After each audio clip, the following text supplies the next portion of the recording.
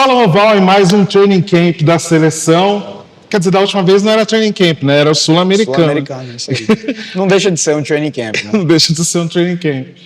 Mas vamos lá, Brian. Eu lembro que eu te mandei uma mensagem por WhatsApp falando amanhã a final, não sei o quê, e você falou, não, eu não estou na final. Fiquei na semifinal esse ano.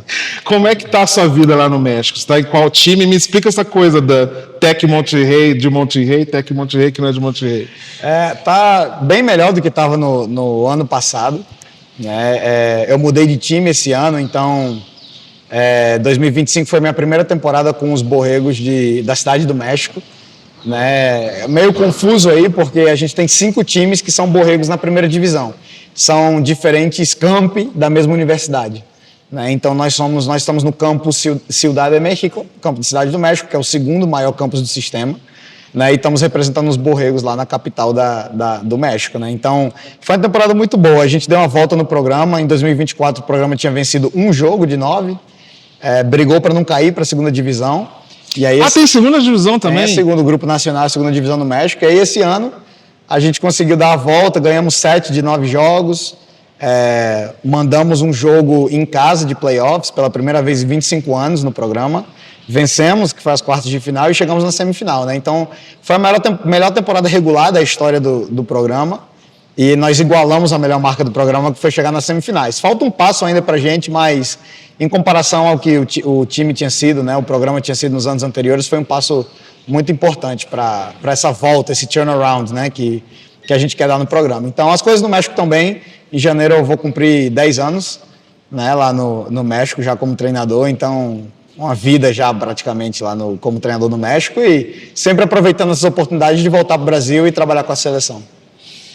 E como é que essa coisa quando você me avisou, eu falei, deve ser isso que é dos camp e tal, cada um de um lugar. Mas aí não tem um enfrentando o outro, não tem os outros falando, pô, mas eles são do mesmo... Né? Tem sempre uma crítica, né? Mas a gente tem que pensar, e a gente vive muito isso no Brasil. Se tem uma universidade que está investindo em 5 programas de primeira divisão, não tem o que reclamar. Né? São 5 coaching staff, são 5 rosters de 70 jogadores que têm bolsa para estudar na universidade privada. Tudo bem, talvez perde um pouco na questão da diversidade, mas são 5 times de 14 na primeira divisão. Né? Então, é uma parte importante e significativa do futebol americano no México, e é uma instituição que está apoiando o esporte, que está investindo no esporte, que está graduando, formando gente através do esporte. Então, nós somos muito agradecidos pela importância que o Tec de Monterrey dá ao futebol americano, né? E poder representar a capital do México, a cidade do México, né? Através do Tec de Monterrey, é um orgulho e uma honra muito grande para a gente, né? Então, a gente não vai reclamar, né, disso. Nós somos borregos de coração, e a gente vai representar a instituição bem. Escapando um pouquinho, eu sempre escapo do que eu falo que vou começar. Você já está lá há 10 anos. Você pensa em NFL, college, Europa, enfim, sair de lá, ou realmente é um lugar que realmente é um centro importante, enfim? Cara, eu conversava com os treinadores ontem à noite e dizia, olha, essa viagem, eu vim para o Brasil agora para trabalhar com a seleção, passar as férias, mas eu também vim para dar minha saída fiscal definitiva do Brasil.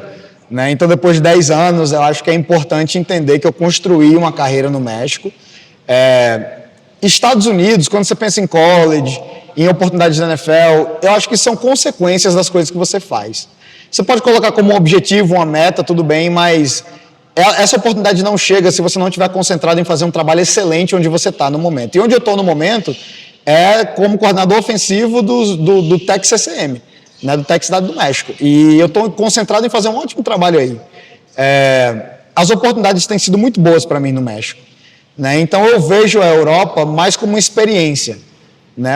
É difícil superar a qualidade do futebol americano no México hoje, fora dos Estados Unidos. A seriedade do futebol americano colegial, até mesmo o futebol americano profissional, que está recebendo injeção de investimento agora. Né? Os 100 milhões, eu até te perguntei se era real, os 100 milhões lá na liga. Exatamente. Né? Então o futebol americano ele só está crescendo no México. Né? E é um país onde você pode construir uma carreira estável. Né, onde você é tratado como docente na universidade. Então, assim, é uma carreira estável. Então, é muito difícil sair do México. Eu sairia, obviamente, para uma oportunidade que tenha sentido, né? Mas eu acho que a minha fase de, achar que esse é o caminho de vida que você tem que seguir obrigatoriamente. Acho que essa fase já passou. Então, eu estou feliz no México. Se aparecer uma oportunidade fora dele, eu, obviamente, né, consideraria.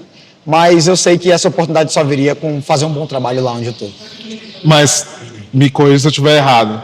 Você estar no... E entendi também que você não está pensando nisso como objetivo. Mas estar no México é estar literalmente mais próximo dos Estados Unidos do que se fosse para a Europa. Sempre, demais. Até porque todas as nossas capacitações, desenvolvimento profissional, a gente faz nos Estados Unidos. Né? Então, essa proximidade com as universidades de primeira divisão, com a NFL, isso é um benefício muito grande para você como profissional, porque a gente sempre tem contato com o que está acontecendo nos Estados Unidos. Né? A gente recruta jogadores dos Estados Unidos. Né? Então, tem muito jogador mexicano-americano, que vive no Texas, vive na Califórnia, vive na cidade de fronteira, que jogam futebol americano em alto nível, mas eles não têm a oportunidade de jogar college nos Estados Unidos. Então, eles terminam sendo protagonistas no México. Então, desenvolvimento profissional, recrutamento, tudo isso a gente faz nos Estados Unidos também. E então, enfim, é um lugar que é difícil de você dizer que o futebol americano não está sendo jogado em alto nível, né? Eu vi a final, foi bem emocionante. Era o Autênticos Tigres que ganhou de vocês, não é isso? Ganhou da gente na semifinal, o Autênticos Tigres. E o Tec... Monterrey. Tá, o Monterrey mesmo. Que é o time do Diogo, que tá OL, que tá aqui na seleção com a gente também. Legal. E foi no finalzinho ali que eles quase conseguiram empatar, mas não deu. Isso. Eles iam pro tetracampeonato, né? E aí o Tigres, depois de 3 finais seguidas, conseguiram... Finalmente ganhou. Uma história muito parecida dos Spectros aí, dando back in the day. Batendo na porta. Pois é. Então foi bom pro futebol americano no México, né? Que o Tigres finalmente conseguiu ganhar esse campeonato. Então todo mundo tem que elevar o nível, né, da competição lá para a gente ter uma oportunidade também, eventualmente. E você, tentando encerrar só o México, essa coisa dessa injeção de 100 milhões na liga e tal, se vier uma proposta, você está aí nesse radar, até porque você está ali, né? O forte no México é a liga colegial, né? A liga universitária é o que é difícil você ganhar em popularidade. A gente tem jogos, o clássico Poli-UNAM coloca 50 mil pessoas no estádio, né? Então é difícil você superar a tradição do futebol americano universitário. Eu estava na liga profissional em 2024 e aí quando eu assinei esse contrato com o Texas CCM, o meu acordo com eles foi de exclusividade. Então a proposta que eles fizeram foi uma proposta de exclusividade. Então, por enquanto eu estou nisso, né? Mas enfim, a gente sempre está ouvindo as oportunidades e o que acontece no futuro, né? Brian, aí voltando, colocando seleções aí no meio. Eu entrevistei o presidente da IFAF, lá na Espanha, e perguntei, né, a gente teve o Mundial 2015 e nunca mais, teve ameaça de Austrália, Alemanha, enfim. E aí ele foi muito sincero falando, é muito caro, logisticamente não dá, nosso foco é o flag, não que não é para ter, enfim, mas... vão criando cada um o seu ecossistema ali. Como é que fica? É broxante? É o quê? Qual que é a reação da seleção e a sua diante disso? Eu já sabia, né? E a gente vem falando disso dentro da confederação há muito tempo já, porque só não lê os sinais quem não quer. Né? Então, quando ele fala, ele utilizou o termo regionalizar a prática do full pad. Foi isso que ele falou. Então, a tradução disso a IFAF já não vai buscar gerir esse futebol americano full pad mundial. E você utilizou um bom termo, que é criar o nosso próprio ecossistema. Eu acho que agora a gente já está tentando criar o nosso ecossistema. Né? Então, o que a gente queria fazer nessa data agora que a gente está no camp era jogar contra o Panamá. Então, quando houve o Mundial de Flag lá, houve uma aproximação da confederação com o pessoal, com a Federação do Panamenha de Futebol Americano. Eles estão numa situação muito parecida com a gente. A seleção está desativada, eles querem jogar, eles têm interesse em fazer esses eventos. Então, a gente tem que começar por aí. Sabe, tipo, a gente sempre sabe que vai existir interesse por parte de México, sempre vai existir interesse por parte de Canadá, pensando desse lado do mundo. E sempre vai existir interesse por parte do Panamá, que está no nível muito alto. O Panamá cresceu muito no futebol americano, não é o mesmo Panamá que a gente enfrentou em 2015. Esse é o próximo adversário que a gente tem que tentar construir essa relação para conseguir viabilizar esse jogo com eles. E eles estão interessados também, né? Então, eu diria que esse é o próximo passo para a gente, é criar o nosso ecossistema. Como a gente pode ajudar a Argentina, Uruguai, Chile, Colômbia a continuar se desenvolvendo, gerando oportunidades de competição, né? E tentar aproximar o Panamá da gente também para conseguir jogar. E, eventualmente, por que não jogar contra a Espanha, jogar contra Portugal, jogar contra uma seleção italiana. Eu acho que à medida que a confederação vai amadurecer nesse quesito, a gente pode aspirar a esse tipo de jogo também. A gente não pode ficar preso querendo criar ciclos de mundial que não vão existir. Né? Então, para não perder essa data, a gente fez o esforço, a confederação fez o esforço de fazer esse training camp, porque todo evento, o Brasil Onças, né, uma semana de seleção brasileira, é uma celebração do FABR também. Mas calma, a gente vai entrar nisso depois, porque senão eu vou perder a pergunta. Você falou para a gente olhar Panamá, México e Canadá, né? Que é para a gente subir, né? Desafiar a gente mesmo. Mas a gente também tem meio que a obrigação de ajudar o desenvolvimento aqui, né, na América do Sul. Isso. Que a gente está um passo ou dois acima.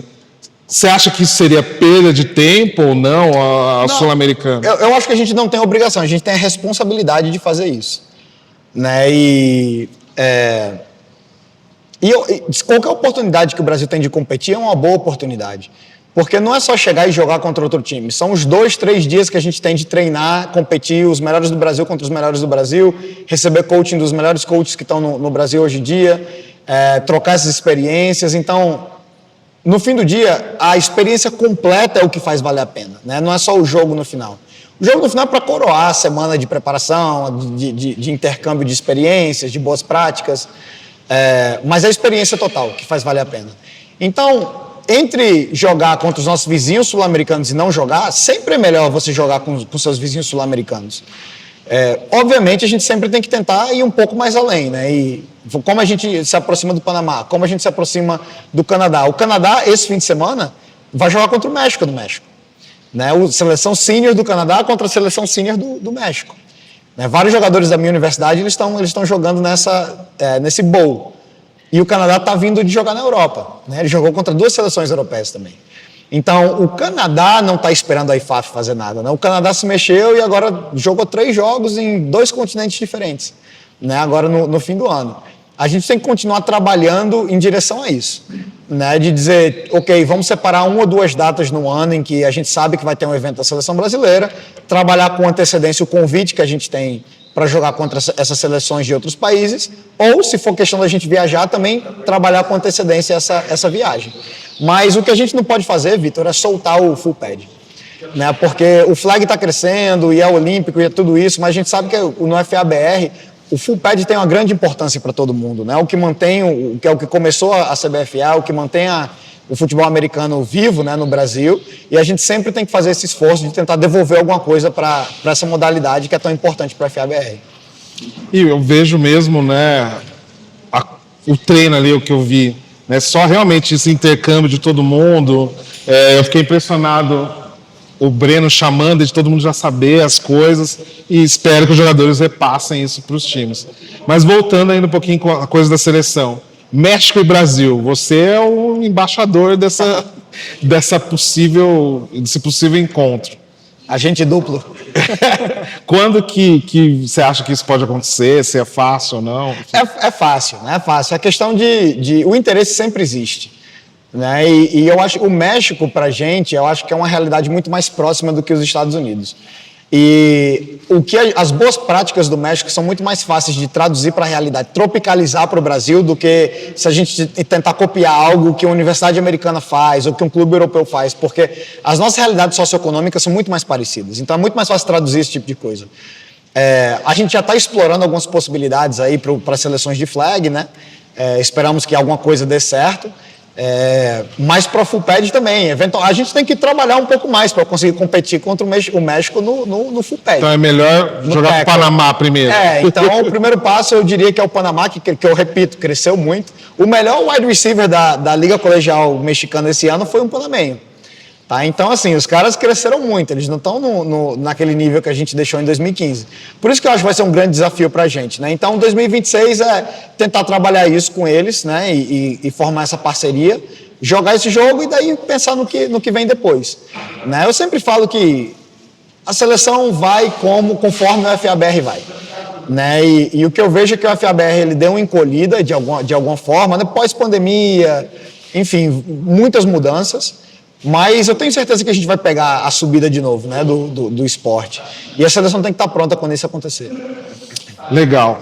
Então, deixa eu ver os tópicos na minha cabeça. Então, agora é partir para por que é que a gente teve essa convocação e muita gente falou, meu Deus, eu não sou mais da seleção. Ou, né, a torcida mesmo, cadê e tal. Enfim, por que é que foi formada essa seleção? Tem muita gente nova, muita gente que você nem conhecia pessoalmente, você está conhecendo hoje aqui, ontem, você chegou ontem aqui. A gente colocou crachá em todo mundo e nome na frente do capacete de todo mundo, porque tem muita gente nova, né? Ontem na reunião de time, de abertura, eu pedi para levantar a mão quem estava aqui pela primeira vez, e eu acho que tranquilamente era 80% da sala, né? Essa é a intenção, né? Então, uma coisa que é importante, eu falo muito isso para os jogadores e para os treinadores, ninguém é da seleção, todos nós estamos na seleção. Né, para esse evento, para esse ciclo, inclusive eu. Né, todos nós estamos na seleção. Né, então, qual é o objetivo dessa convocação? O objetivo dessa convocação foi realmente ver pessoas novas na seleção. Né, se fosse uma convocação contra o Panamá, você teria visto muito mais veteranos aqui. Muito mais veteranos aqui. Inclusive, nós convocamos vários veteranos nesse roster agora, que eles falaram, coach, eu tenho problema disso, tenho dificuldade com isso, tem problema se eu não for. E o que eu falei para todo mundo é, gente, não se preocupem, não tem repercussão por não poder vir para a seleção brasileira. Inclusive, é até bom que um veterano não possa vir agora, porque a gente procura alguém que não esteve. E a gente tenta dar essa renovada. A média de idade dessa convocação é de 22 anos. É a menor média de idade da história de todas as convocações brasileiras.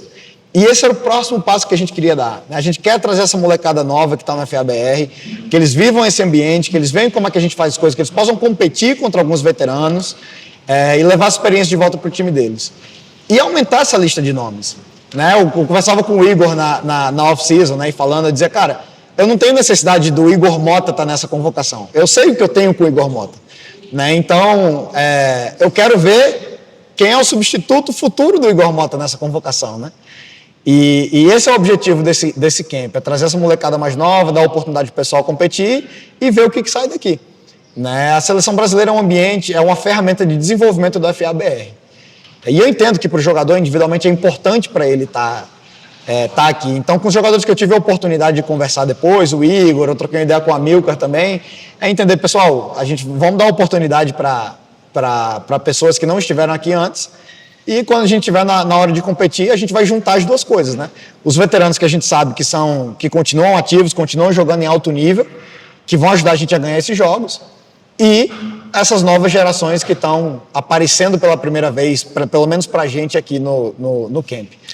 Mas ainda tem alguns, né? Eu vi o Maranhão, por exemplo, ali na sideline, gente, vamos fazer isso aqui. Eles, né? Exatamente. Sempre tem um que é o mais velho, o Catulo. Não que o Caravita e o Lucas precisam muito de orientação, mas sempre tem pelo menos um ali que está polarizando do lado do bem para organizar e ajudar todo mundo. Né? Que é o papel deles. Né? Você é veterano na seleção, você chega junto com a responsabilidade de ajudar a liderar, né? Direcionar e liderar. E os novos chegam para ver o que os mais velhos fazem.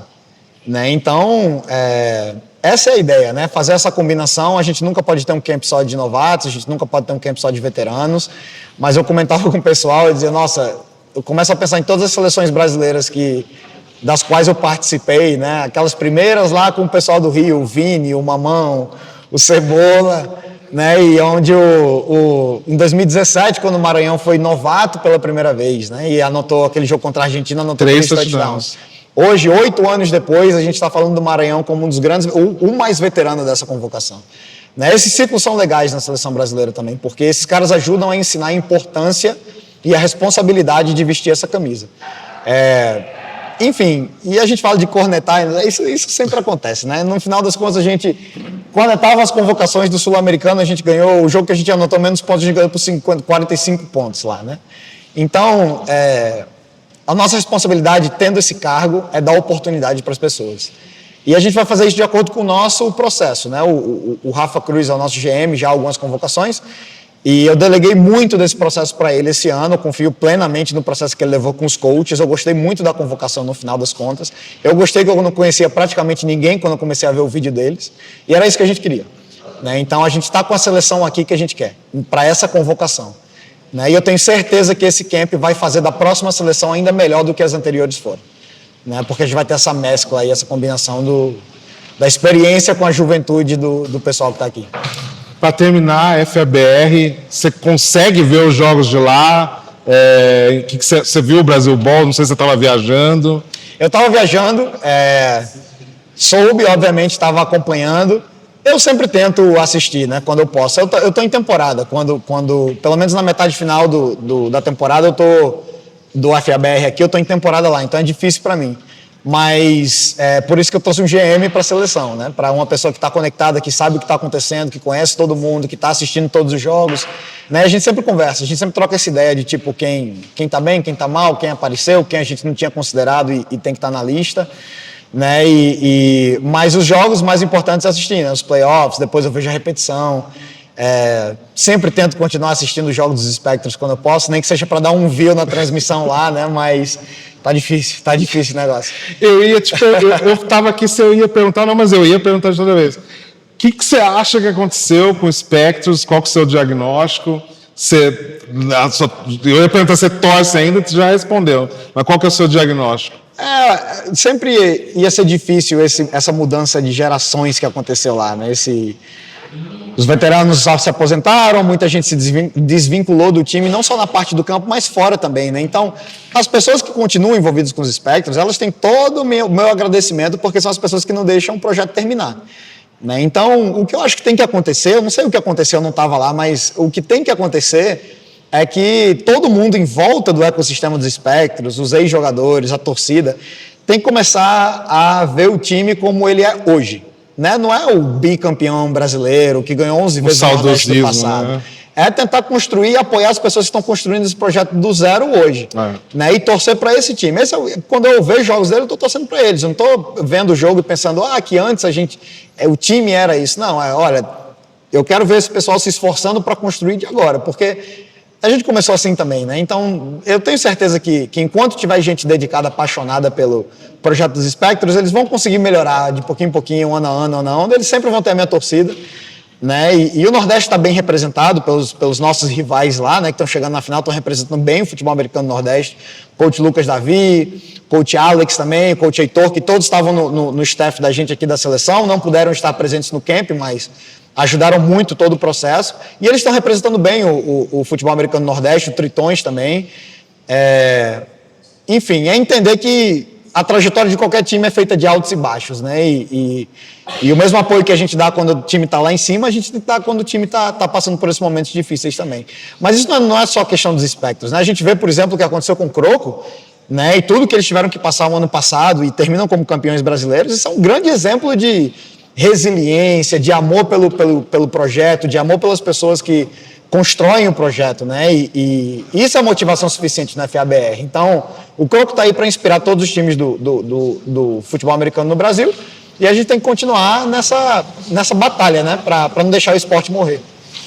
Última pergunta, você já pegou um training camp com tanto vento? Eu nunca tinha visto isso. Acho que a gente completou um passe hoje no treino. Eu não contei, mas é possível que tenha sido um passe hoje nos períodos de 11 contra 11. Ontem a gente chegou e estava chovendo muito, né? Então, hoje não choveu, o sol saiu. Não, tá o sol, mas eu também nunca vi tanto vento. Dando umas rajadas de vento aqui, que eu espero que dê uma acalmada para a gente ir melhorando na questão do jogo aéreo amanhã. Hoje foi um dia completamente dominado pela defesa. Mas os chutes do Emerson foram muito engraçados. O Emerson sofreu muito hoje para conseguir chutar a bola. É incrível, né? Incrível essa. Mas enfim, a gente falou na primeira reunião de time aqui, 0 desculpas. Né? Então a gente não vai. 0 desculpas, a gente vai encontrar a forma de fazer as coisas mas eu acho que entre chuva e vento eu ainda prefiro o vento. Sim, então, eu também achei que fosse estar. Eu não pensei no vento, mas achei que fosse estar chovendo. Vim até com essa calça que é para não molhar e não foi, mas foi o vento. Enfim. Mas é isso, Brian. Eu acho que esse ano foi o ano que a gente falou menos, mas graças a Deus deu a chance de, em pessoa, nos falarmos. No ano que vem, a gente faz um hangout na sua pré-temporada lá no México, para a gente retomar as conversas, todo ano tem um hangout com você. Olha, o convite para vocês irem fazer o hangout presencialmente lá no México continua aberto, tá? Então... É um pouco difícil, mas quando tiver Brasil e México a gente vai. Fechado. Então tá bom, valeu, Brian. Valeu, Vitor.